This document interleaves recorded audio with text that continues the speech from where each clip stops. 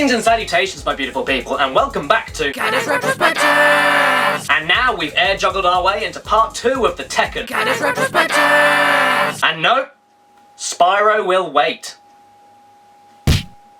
I mean it. But anyway, let's get on with Tekken. And I'm gonna have a lot to say here because now we're coming up to one of my favourite PS1 games of all time. So let's just stop fucking stalling and let's just get on with the legendary Tekken 2. So, Tekken had decided to be all clever and revolutionise 3D fighting games forever along with Sega's Virtua Fighter. And also, it delivered an incredible feat of retailing accomplishment by being the first PlayStation game ever to sell over 1 million units, and according to the 2008 Gamer Edition Book of the Guinness Book of World Records book, it was also the first fighting game to feature simulated 3D. Pretty impressive, Namco. And like I said in the last episode of this mini retrospective, despite the impact and the reforming of 3D fighters that the game had at the time, I think that, unfortunately, it is not one that has stood the test of time. And when anyone on planet Earth decides to pop in this game's sequel, you can completely understand why I think that. In the arcades of North America, Tekken 2 was released a mere 11 months after the first Tekken reached arcade cabinets internationally. And the drastic perfectionist increase in everything that the first one tried is absolutely astonishing. Not to mention the initial first arcade version A of this game in Japan was finished only 8 months after the previous, and Namco had learned and adopted so much in that time slot, I'm honestly gobsmacked. Well, am I really? Like, really? I mean, this is kind of like the Crash Bandicoot effect because, you know, Naughty Dog were churning out superior sequels faster than people could take a shit! I'm not even joking around when I say that Tekken 2 is one of the greatest video game sequels I have ever played. And no, that's got nothing to do with the fact that it was the first fighter I ever played as a child. Not at all. And once I actually start talking about it, everyone will understand why I think that this makes Tekken 1 pale in comparison. Because after playing Tekken 2 first and going down to Tekken 1, the difference in quality and everything else is just... But anyway, we're going to find out a little bit more about that later, so let's just get on because the story must be lectured. So, in continuation from the last game, Kazuya had extracted his own revenge by performing the same fate upon his father by throwing Heihachi down a cliff, to which Kazuya also performed the weirdest satisfactory glare in video game history.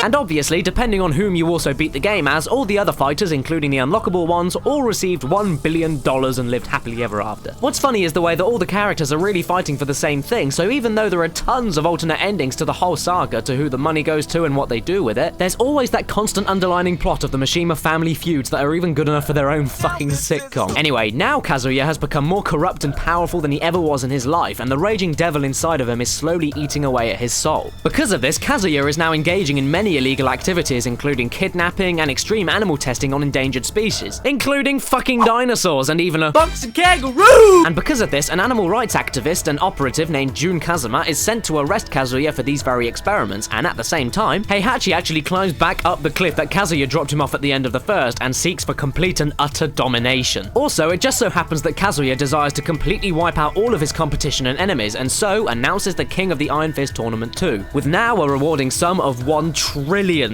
which he knows will definitely attract every single fighter imaginable for him to wipe out, including his nuisance father. And then the same old stuff that you can imagine then unfolds, except now Heihachi is your replacement beginning character over Kazuya. And yes, where I do admit that the Mishima plot in the Tekken series is a little bit silly. Okay, actually, really fucking silly. And after all, critics don't usually tend to look at the plot of a fighting game first off, and the critical response for this game is fucking insane. So the real main question is, what exactly did this game expand on and improve just generally on the foundations after the first Tekken game? Well, why am I asking you? That's why I made this video, ain't it? So anyway, I actually did include this game in my top 20 PS1 games of all time, so you can watch that back by clicking here if you wanted a much shorter version of everything that I'm going to blab about. Tekken 2 was, like Crash 2 and MGS 2, a great big ballsy sequel. Everything and anything that could be improved was improved, and improved dramatically. And not just the badass announcer. Round 1. Fight. Round 1. Fight. First off, the immediate difference was the refining on the graphics. The infinitely panning backdrops were still the same kind of 2D pre-rendered styles, but yet they were more vibrant and more detailed. The character models were finer, crisper, and less blockier and less hilarious. I mean, the difference with Kuma kind of says it all, don't you think? Oh, and Law's voice is hilarious anyway.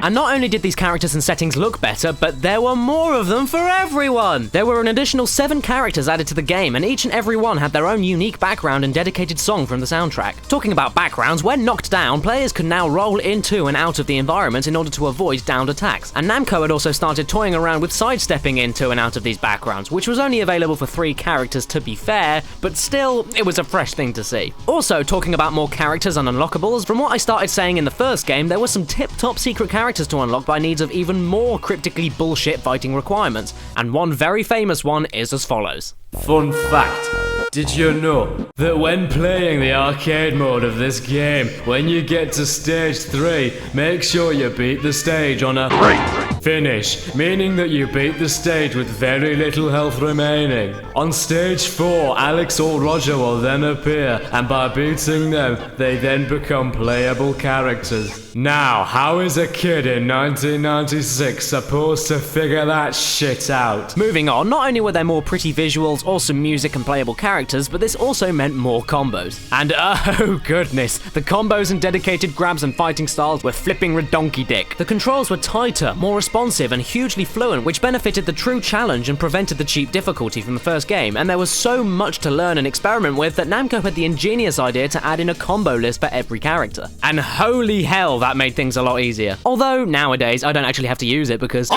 know all of them! The only things that I'm not 100% with though are the secret moves that aren't in the combo list, such as the oh my god, I fucking love it, and which wasn't in the last game, the added in 10-hit combos. You thought air juggling was skillful? Well, take a look at this shit.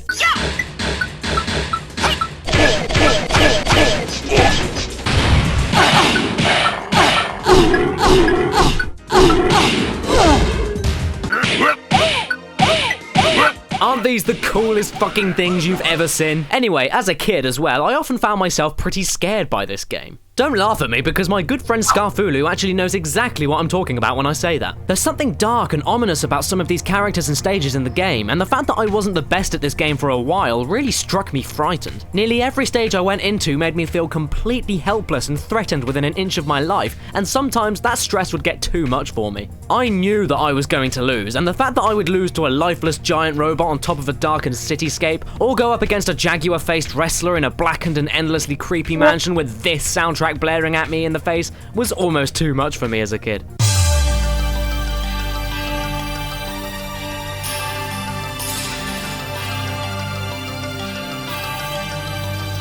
It's a very difficult childhood fear to explain, but now it doesn't bother me at all because I'm a fucking man. And also, just to take note, it's worth saying that not only were the visuals tweaked, but the fluency of the animation with all the characters was near perfect, and the awkward stiffness of the original had been completely ironed out. Your characters even had the abilities to charge at running speeds and carry on with combos and grabs after tackling opponents and pinning them to the ground, which was kind of tickled with in Tekken 1, but it didn't work so good. Oh, and going on from that, there were even a few supercharged attacks that took a second or two to execute, but god damn, if you could smack your enemy luckily enough with one, or even win a match with them, then literally you will kill yourself out of awesome.